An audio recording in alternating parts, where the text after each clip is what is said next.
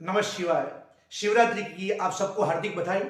आज मेरा विषय है कि भगवान शिव बड़े या भगवान राम बड़े।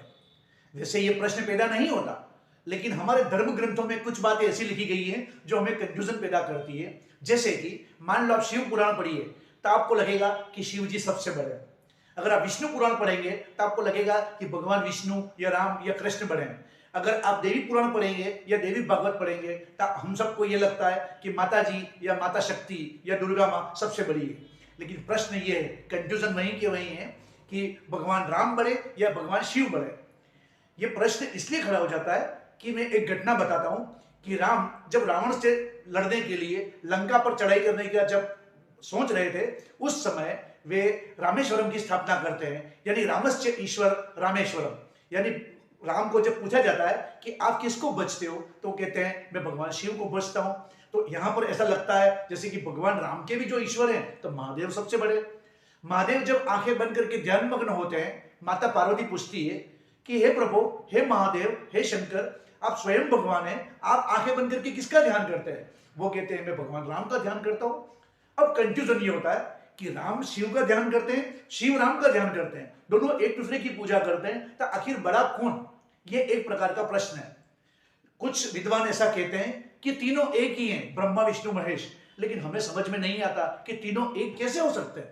तीनों की लीलाएं अलग अलग हैं, तीनों के युग अलग अलग हैं, तीनों के कर्म अलग अलग हैं, नाम तो असंख्य है। अगर हम विष्णु की ही बात करें तो सहस्त्र नाम है उनके, 1000 नाम है। तो हम कैसे मान लें कि ये तीनों एक हैं? इसको छोटे से उदाहरणों से हम समझते हैं।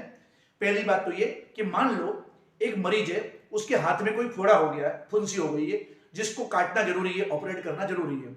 वो डॉक्टर के पास जाता है। मान लिया जाए जो डॉक्टर है उसको हम भगवान कहते हैं।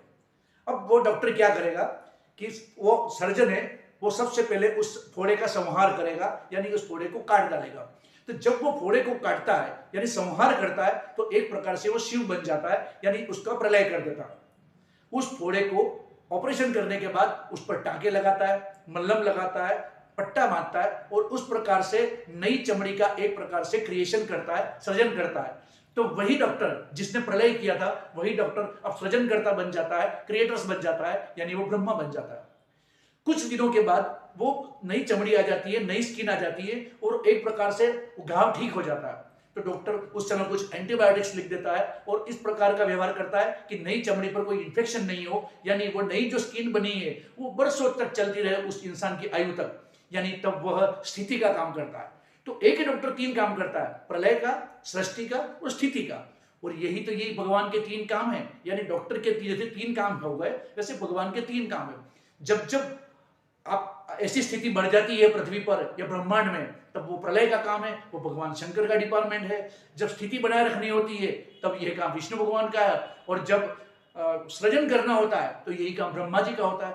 अब तीनों के पीछे, क्योंकि वो डॉक्टर है, मैं और आप उसका ऑपरेशन नहीं कर सकते, लेकिन वह डॉक्टर है तो उसके पीछे डिग्री है, यानी उसके पीछे कोई शक्ति है। तो तीनों भगवान के पीछे एक एक शक्ति है।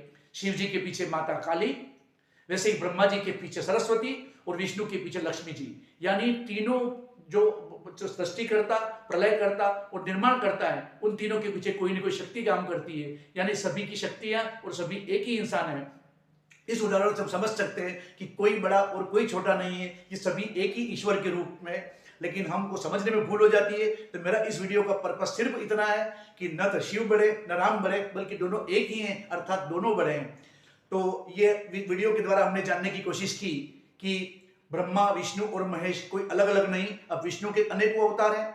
एक और इंटरेस्टिंग बात, महादेव, शिव और शंकर भी अलग हैं और सदाशिव भी अलग हैं। ये कैसे अलग हैं, मैं कभी कोशिश करूंगा कि अगले वीडियो में कभी इसके बारे में चर्चा करेंगे। लेकिन आज के लिए इतना ही।